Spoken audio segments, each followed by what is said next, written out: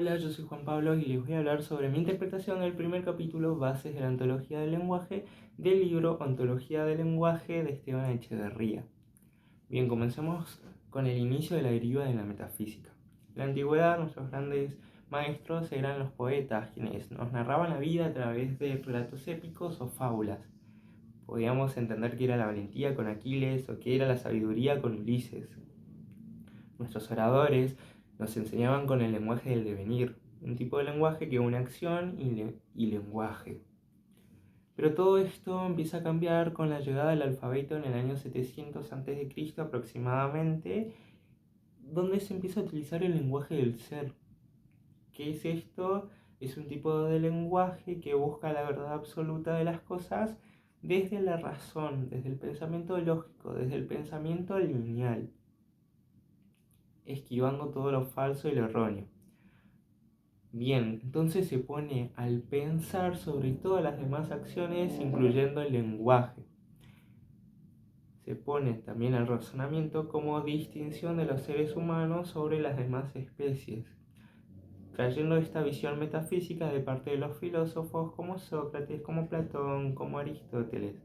En fin, ahora entendíamos qué era la valentía, qué era la sabiduría, la piedad, el amor, a través de nuestro razonamiento, desprendiéndonos del orador.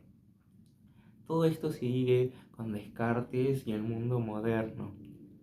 La filosofía cartesiana que viene de Descartes empieza también haciendo este énfasis en el pensar como distinción del ser humano sobre las demás especies.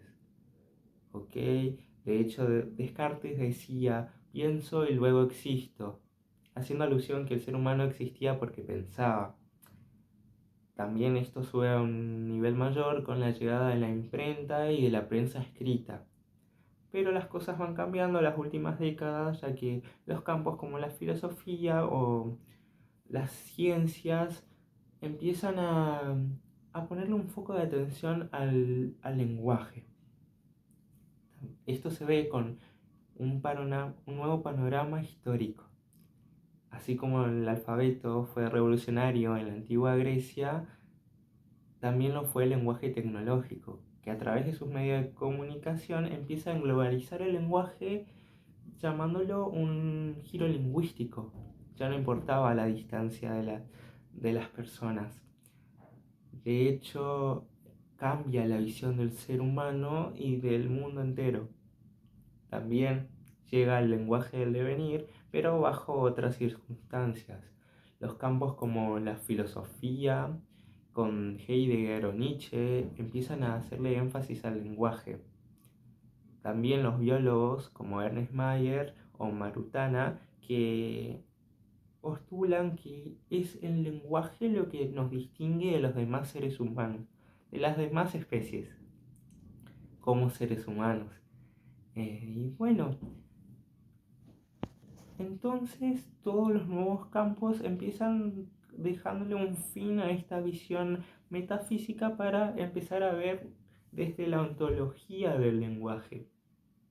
Pero, ¿qué entendemos por ontología? La ontología hace referencia a la comprensión genérica, o sea, nuestra interpretación de lo que son los seres humanos. Bien, o sea que hagamos lo que hagamos, digamos lo que digamos, siempre se hace presente una comprensión que esté en lo posible de ser dada por los seres humanos y por ende una ontología subyacente. Cuando un observador postula algo, se pone en juego el tipo de observador que ese observador considera que es. ¿Qué quiere decir esto? Que cuando postulamos algo se hacen presentes nuestros juicios. Siempre se hacen presentes nuestros juicios. Pero bien, para entender la ontología del lenguaje hay tres postulados. Comencemos con el primero. Interpretamos que los seres humanos son seres lingüísticos. ¿Qué quiere decir este primer postulado? Que los seres humanos nos distinguimos por nuestro lenguaje sobre las otras especies. ¿Es el lenguaje absolutamente todo en el ser humano? No, no queremos decir que el lenguaje abarca toda la dimensionalidad de lo que significa ser humano. pero sí es parte de los tres dominios primitivos que poseen los seres humanos, los cuales son el dominio de la emocionalidad, de la corporalidad y el dominio del lenguaje. Estos no se anteponen ni son más que los otros demás dominios, pero si se unen son reconstrucciones de dominios bastante buenas. Gracias al lenguaje podemos expresar cosas no lingüísticas, podemos expresar nuestro ser, podemos expresar nuestras emociones y podemos expresar nuestro cuerpo, entre muchas otras cosas más. El lenguaje es la clave para entender a los seres humanos.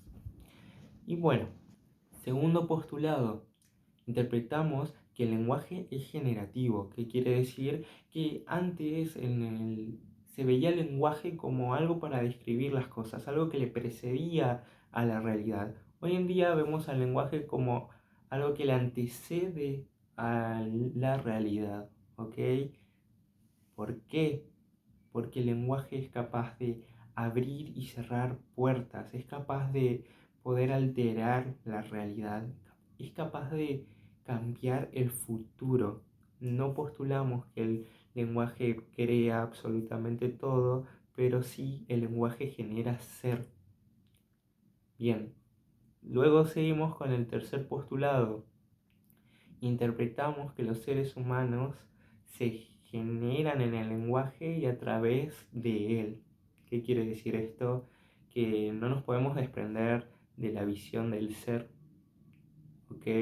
El ser humano puede transformarse, no consideramos que tenemos un alma fija, un alma que ya es y que tiene un destino escrito. No, de hecho podemos cambiar, podemos transformarnos, podemos elegir quiénes somos y tener un papel más activo sobre nuestra vida y sobre nuestras decisiones.